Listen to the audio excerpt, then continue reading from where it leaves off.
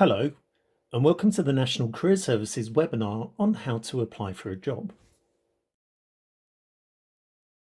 During this webinar, we'll be looking at the following main topics: how to search for suitable job vacancies, an overview of different methods for applying for jobs, the application form process, and I'll also talk about a technique for making it easier for the employer to see you can do the job. So where do you start? First of all, you need to be asking yourself, what am I looking for? Some people are looking to completely change job. Some people are looking for a much better work-life balance to fit around their families. It may be that you want to earn more, maybe that you want to look at some training so that you can improve your progression opportunities in future, or that you just want to completely change job. This kind of information, the answers to these questions, are what we call labour market information. So let's look where you can find this. So from this list, you can see there's quite a lot of labour market information available out there. Recruitment agencies and job sites are really good sources of understanding what is actually happening in the job market. So if you're considering working in a different area, if you're considering maybe doing a course, you can figure out whether this is actually going to be worth the money and the time and effort that you're going to spend trying to look for it. Social media can also be useful. Some companies use Twitter to advertise the jobs in advance, but they're also a good way of just keeping up with what the company is doing, as are company websites. So if you see that a company is maybe moving into a market or an area where you have real knowledge and skills, maybe it's a good time for you to actually approach that company and say, well, I can help you here. Another good source are careers websites like the National Career Service and prospects.ac.uk. On here you can find sector information, you can also read about the different jobs, how to get into them. This includes the skills, the duties, the different qualifications and other ways of applying for those jobs. They're also great for comparing jobs so that you can actually come up with some other ideas for what you might want to do. Here we have the list of the top 10 best job sites for 2020. These sites are useful in a number of ways because they don't just advertise jobs, they also have tools and reviews of companies and their interview practices, so you can really have a head start and see if it's the right employer and what you might be facing next. Another advantage is that these sites can help you to identify specialists, job sites and agencies to register with. This means that the job alerts that you're getting are going to be a lot more tailored towards something that you're going to be interested in.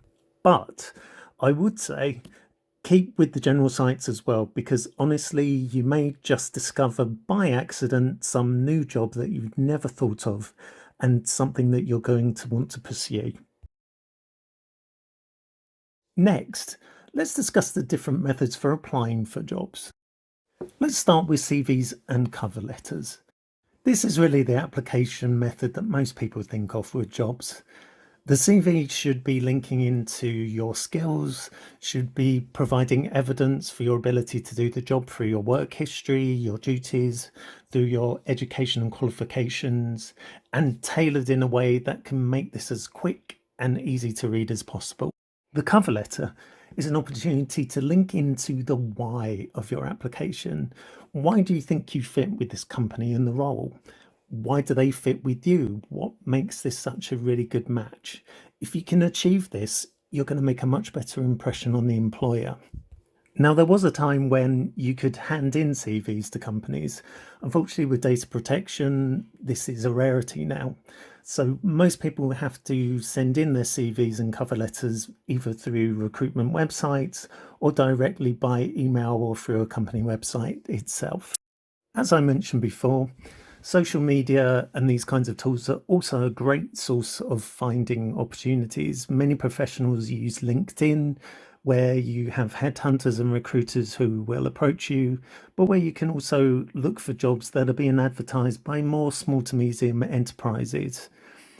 You may also find it useful if you go to careers fairs and similar events, because these are a great chance to not just network, but also to find out more about the companies and see if you're a good fit.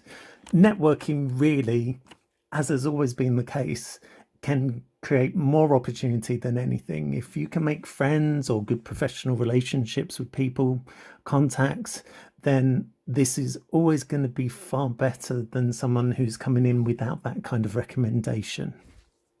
Finally, let's talk about the other most common kind of application, which is that application form or online applications.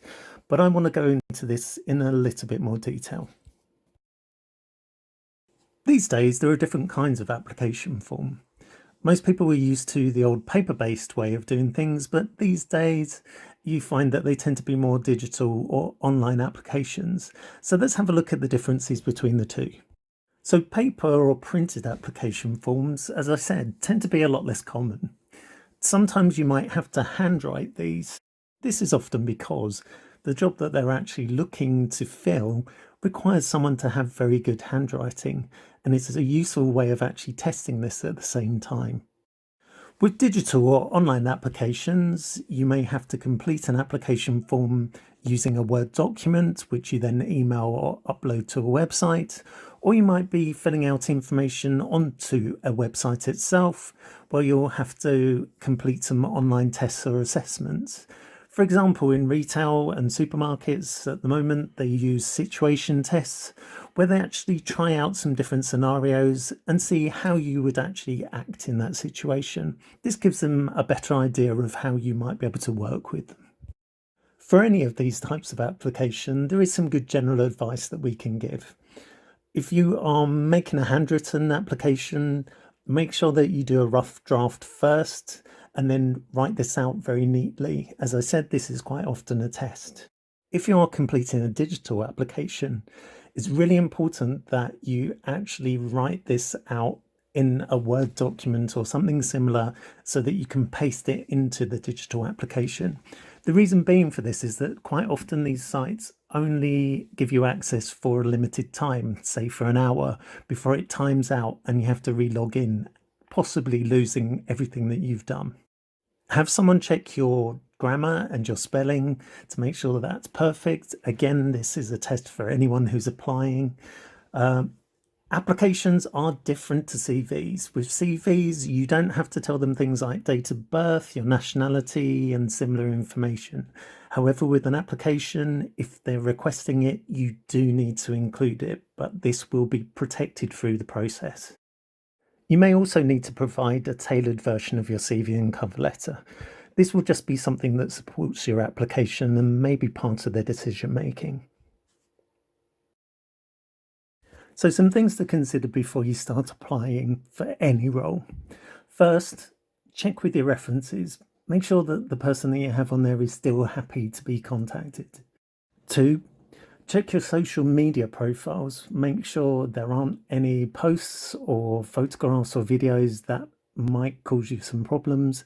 Always bear in mind that companies can pay to bypass your privacy settings, so be very careful. 3, before you even start, make sure you understand the application process, the closing dates, everything that you need to do. 4, make sure everything is complete that needs to be completed. That may be a form, it might be a section. Have you answered every question? Have you included everything they need? 5, make sure you've updated and tailored your CV to match the role. Use the keywords and the job description to link into this so that it is relevant to what they need. And finally, start to think about how you're going to answer some of the interview questions. You might look at the STAR technique as a way of structuring to make these clear. We do have further webinars on how to tailor and write CVs and using the STAR technique if you need it.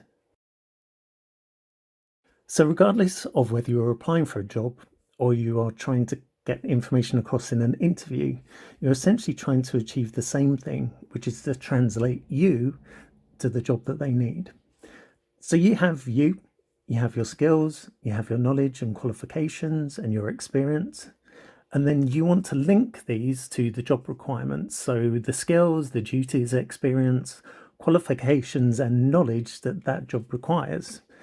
So by linking these two together, you can show this information in a way that makes it as quick and as easy as possible for the employer to see one simple thing, that you are the right person for the job. By doing this, you're going to increase the chances that you get an interview, and if you do get an interview, that they are going to offer you the job at the end of it. So after all of this, if you're still not sure what you want to do, I'd advise you to take a look on the National Careers Service website and just have a look at some of the tools on there. We have skills assessments, we have the job profiles, you can find out what your strengths are and what kinds of things would interest you. You could also book to see a National Careers Service advisor. They provide impartial, tailored advice centred around what your goals are and what you want to achieve. So here are some links that could help you. You've got some of the labour market tools on here, like jobisjob.co.uk/trends and prospects.ac.uk. You've also got links to things like apprenticeships, volunteering, and also some of the sector-specific job sites that can be useful to you.